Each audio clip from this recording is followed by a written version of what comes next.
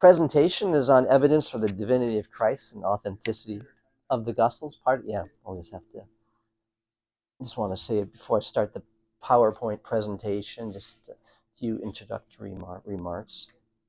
Let me make sure I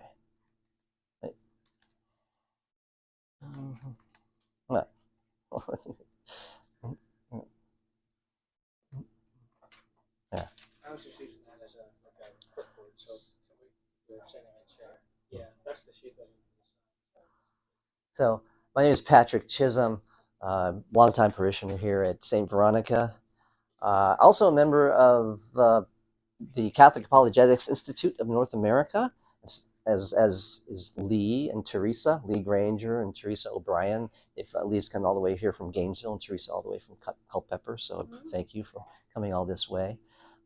And we put together presentations on various aspects of apologetics, proof of the existence of God, of the authenticity of Gospels, of the Catholic faith, and various other topics like Eucharistic miracles.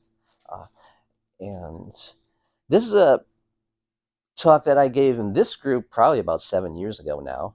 Evidence for the and these are the remarks. These are my written remarks that I used back then. But I didn't have a PowerPoint presentation.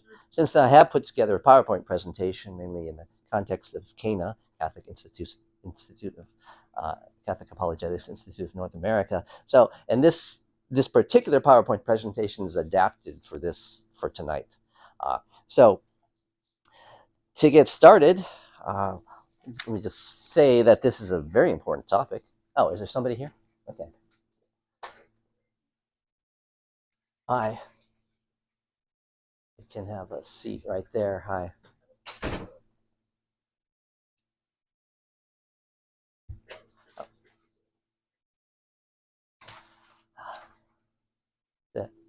Welcome here. As I was just telling them, the topics of the presentation tonight is the evidence for existence for the divinity of Christ and authenticity of the Gospels. I gave this talk about 7 years ago for this group. But since then, I put together a PowerPoint, so it should make it a little more interesting.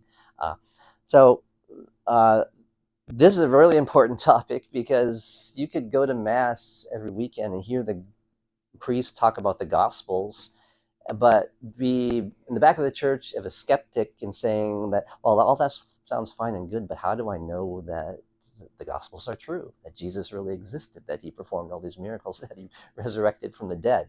That's key, because there's some people that think that Jesus didn't even exist. That was a big thing, I think, back in the 1960s. Time magazine had a cover story that said, "Is God dead?" question mark. And by the way, there's a recent book that came out by Eric Metaxas saying, "Is the atheism dead?" Because there's overwhelming evidence, not only the existence of God, but also the divinity of Jesus Christ. So, so let's see. Let's get started here with the presentation. It's a really, really key, because so many young people these days, they don't go to church, don't believe in God, because they think this is a myth. They think this is just myths and legends. The gospel is myths and legends. The Bible is myths and legends. But we'll go over some reasons tonight why that's not the case, and also towards the end of the talk, I'll talk about archaeological evidence of the New Testament. There's also plenty of archaeological evidence for what happened in the Old Testament, but since we're focusing on the New Testament, I'll talk about that. But so, and let me just read a quote by a William Lane Craig, a Christian philosopher. "As I speak in churches across the country, I continually meet parents whose children have left the faith because there's no one in the church to answer their questions. For the sake of our youth, we desperately need informed parents who are equipped to wrestle with the issues at an intellectual level." So let's get started. Talk about Jesus Christ. Okay, go to the first. Let me start the presentation here with the beginning. Okay, we'll talk about the religions. Of all the religions, only one can be true. Only one correctly teaches the nature of God and how to achieve eternal life. And why can only one religion be true?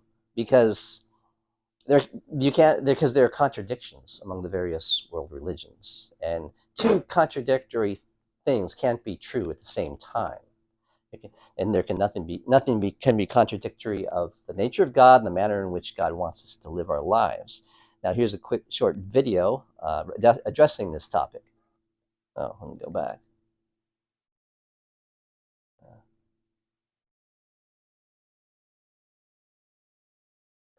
Turn it up. We must have tolerance. However, tolerance can't mean that every belief is equally valid and true. Because if one belief directly contradicts another belief, they can't both be true. This means it's false to say that all religions are true, or that all religions lead to God.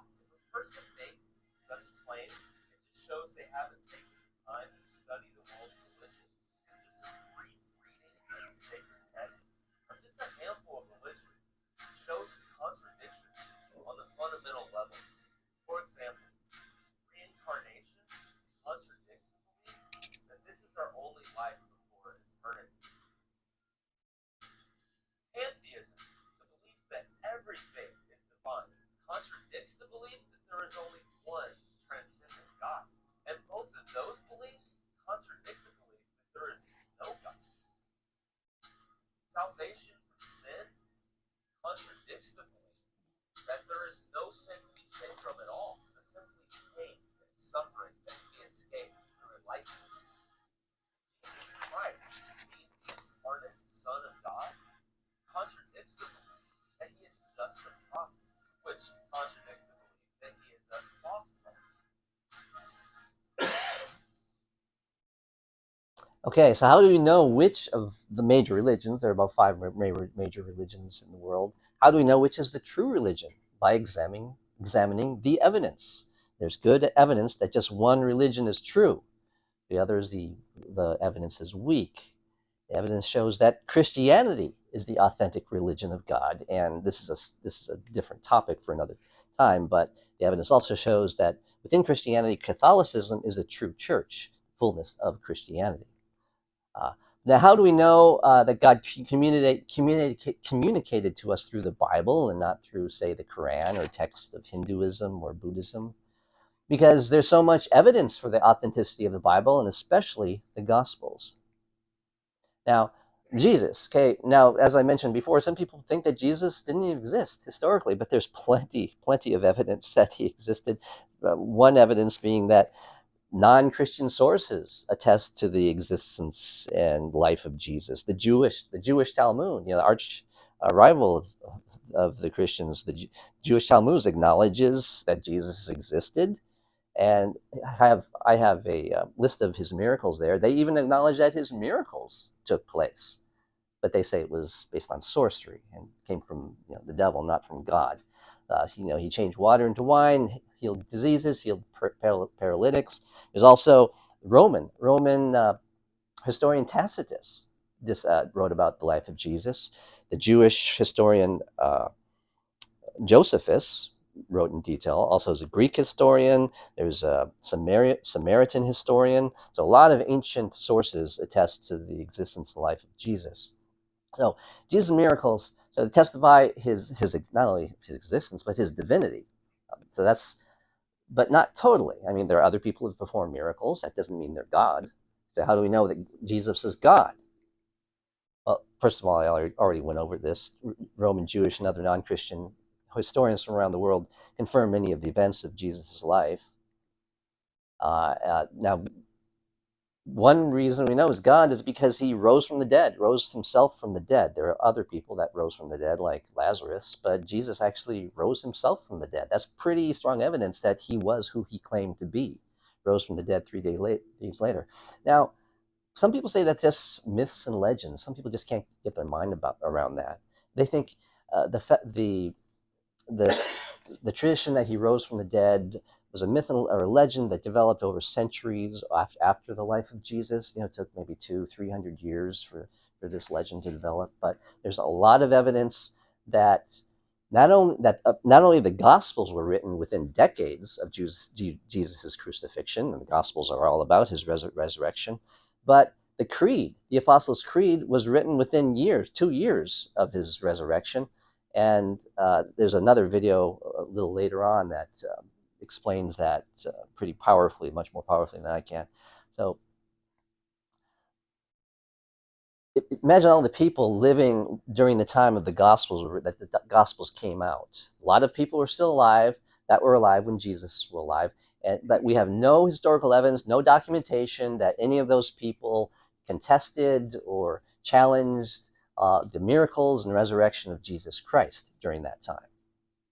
By the way, the earliest gospel, I think, was Gospel of Mark, written within two decades, 2 or 3 decades of the resurrection. The latest gospel was Gospel of John, and John was an old man, 80 or 90 years old, written probably in the late 80s, the first century.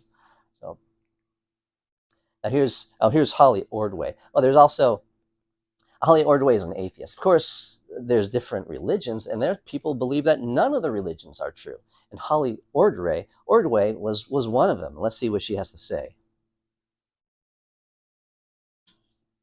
I realized that whereas the philosophical arguments had convinced me, the philosophical and moral arguments had convinced me that there was a creator, really the hinge of everything Christians believed was the resurrection. Because if this had actually happened, then Christianity was fundamentally true. And so I thought, well, let me see if I can find out if it really happened.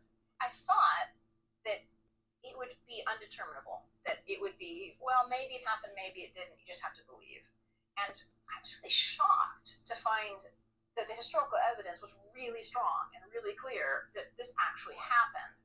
And I ended up thinking, if I pretend that this evidence isn't convincing, I'm actually rejecting everything that my whole life I have held to be valuable, using my reason, using my critical thinking, following the evidence where it leads.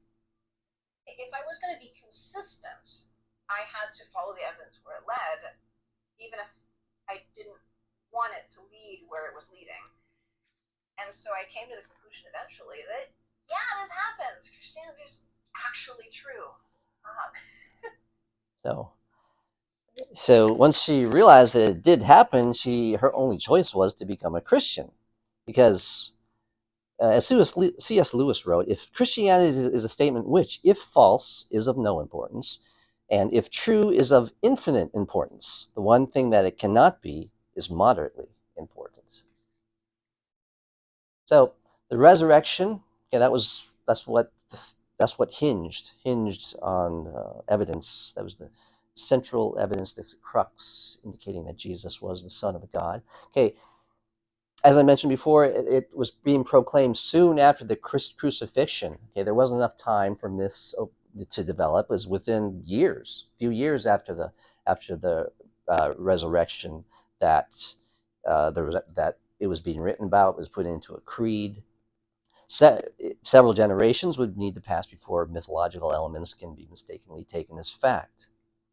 Now, that's one aspect of, that's one piece of evidence. The other piece of evidence, powerful piece of evidence, is the transformed lives of the apostles following the resurrection of Jesus Christ. Strong circumstantial evidence.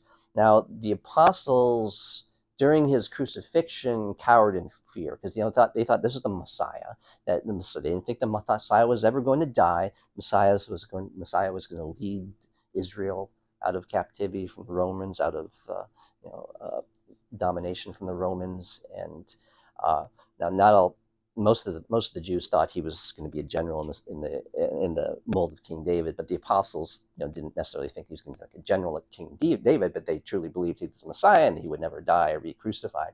So they scattered. They ran and scattered during his crucifixion, except for the apostle John, and so. But something happened. Something explosive happened when the apostles got together again. Not only that, they underwent Pentecost when the Holy Spirit came in the upper room, and they went out and started proclaiming the gospel of Jesus Christ, fearless.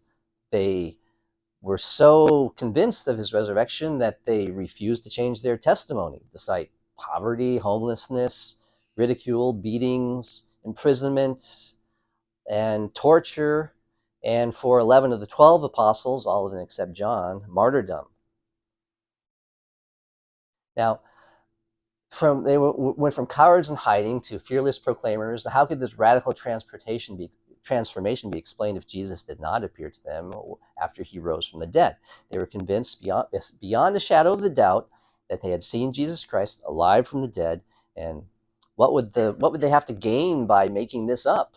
What if they, some people think, oh, they were just making this up. Why would they go through all this torture, martyrdom, torture, poverty, ridicule, beatings, and finally martyrdom if they were just making this up? Even when faced with death, people don't give their lives for what they know is a lie. Now, Lee Strobel, he's a former Chicago Tribune investigative reporter who was an atheist, but one day his wife told him that she became a Christian, and he was just mortified. He was just beside himself. What is she going to be, a holy roller or something? Or so he wanted to disprove. He wanted to show her that this is false belief, and so he undertook a 9 month, no, actually a year and 9 month long investigation of Christianity, and he was utterly convinced that it was true, and became a Christian. Now he's a preacher. I have a video of him after this.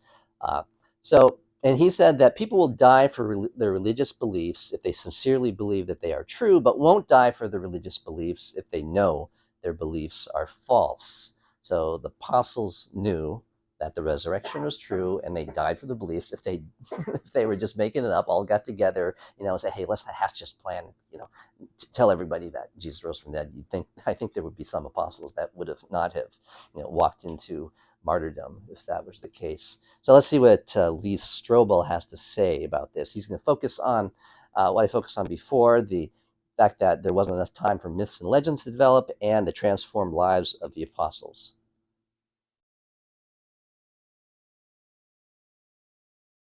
And after many months of checking things out, Leslie Taylor came up to me and said, Lee, I made a big decision in my life. I said, what?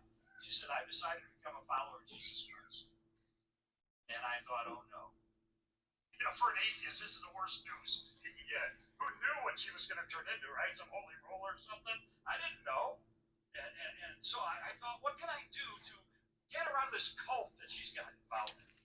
And I thought, well, I got a good idea. I'll just disprove Christianity.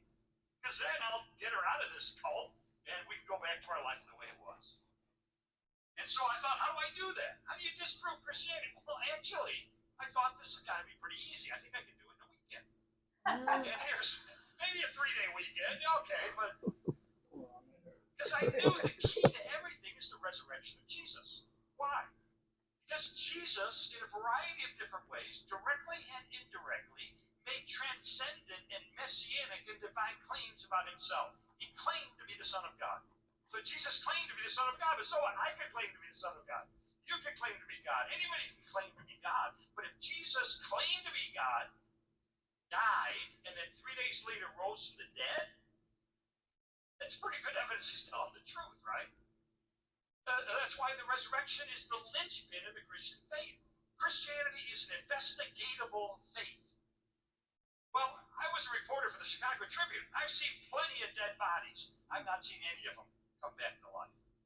So I thought I could easily disprove that Jesus returned from the dead. And so I want to kind of talk about what I discovered during what turned out to be a nearly 2-year investigation.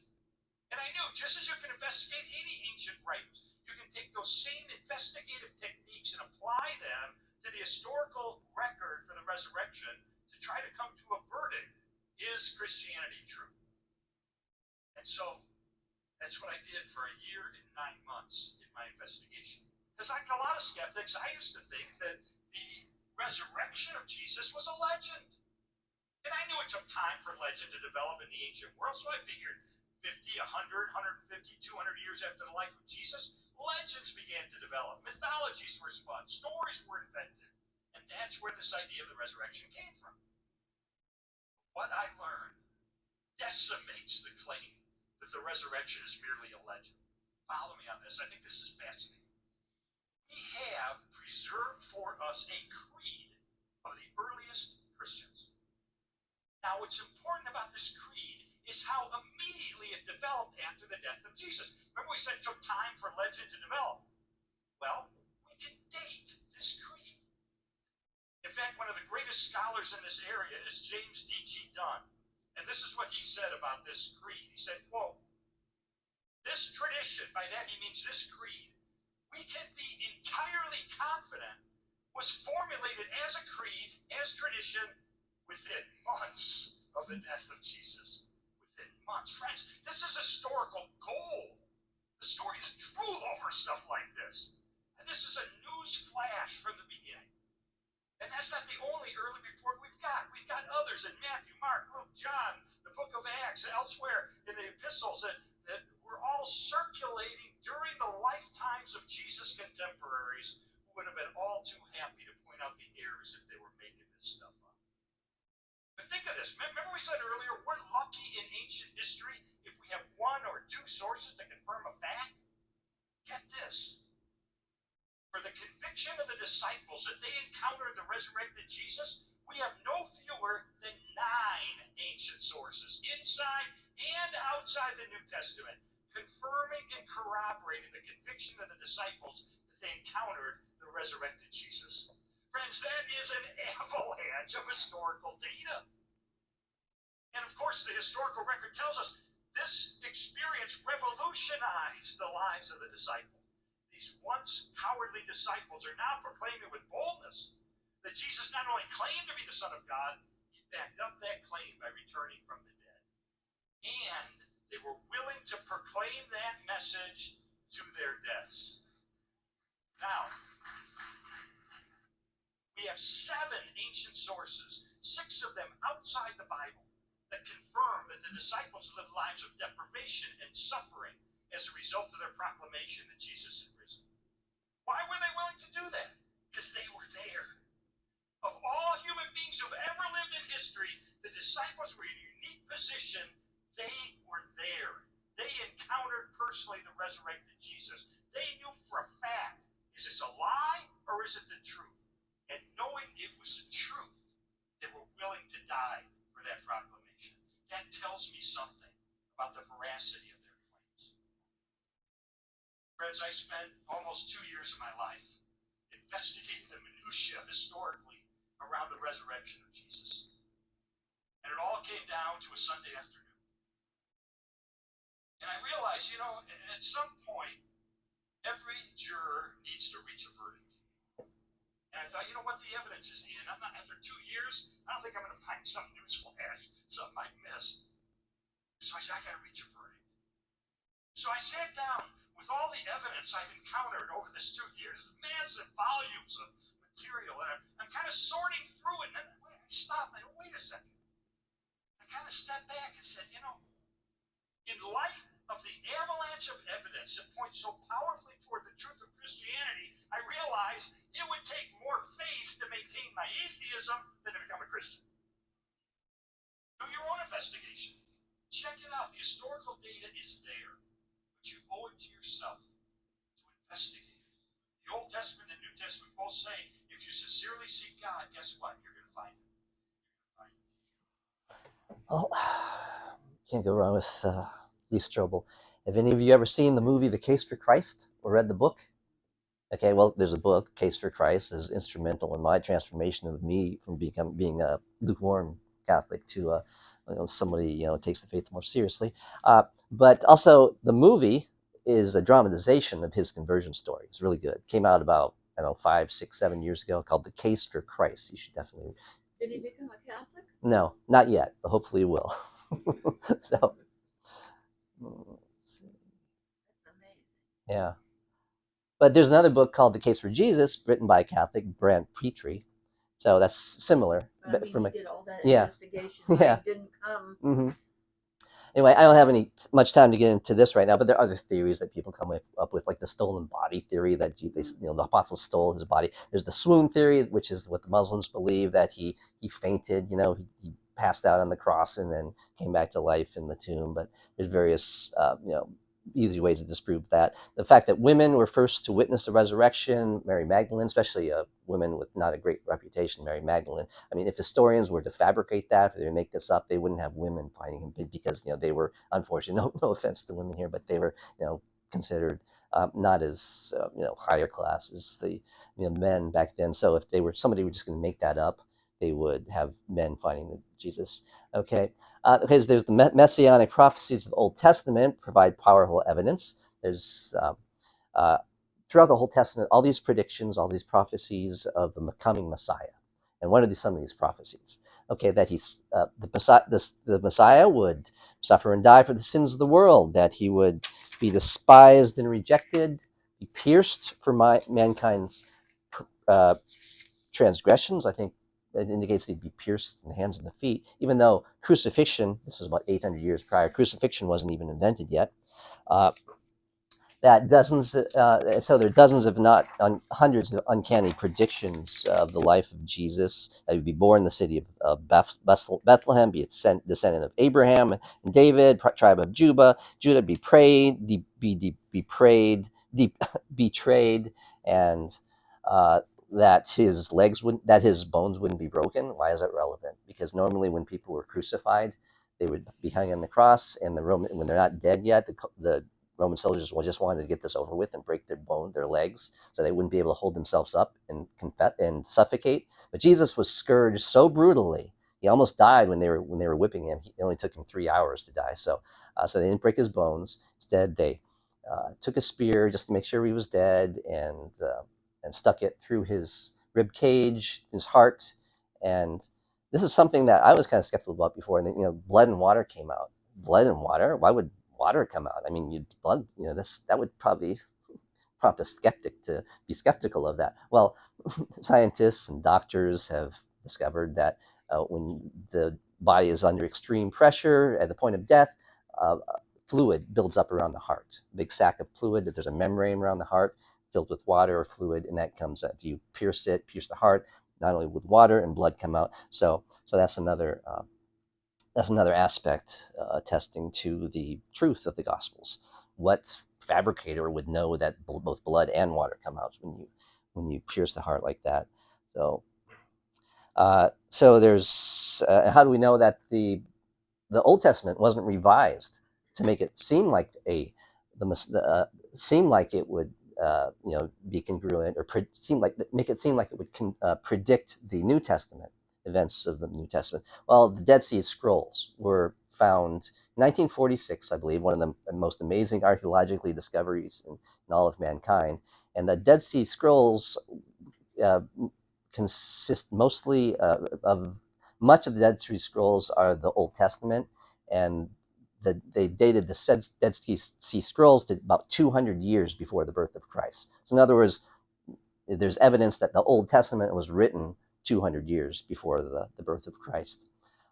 And also the Jewish Gospel, the Jewish Bible, the Talmud, or the Jewish Bibles, indicate they have all these predictions of the Messiah. But okay, abundant archaeological evidence confirms the persons and places discussed in the Bible. There's a lot of Old Testament, but I don't have time to get to. Well, that's a different discussion. The New Testament, archaeological findings attesting to the accuracy of the New Testament is that there's evidence for Roman crucifixion. There's Jesus' childhood home in Nazareth. It's been confirmed that that's been discovered. That was within the past 15 years, I believe. The pavement mentioned in the New Testament on which Jesus stood bleeding with his crown of thorns during the trial before Pilate, and also the very seat, that the rock chair or seat that on which Pilate sat. There's evidence for the existence of Pilate. They found evidence of that. Of Caiaphas. They've found the actual home of Peter in Capernaum, and the Garden of Gethsemane. So pretty compelling evidence. Also the Pool of Siloam.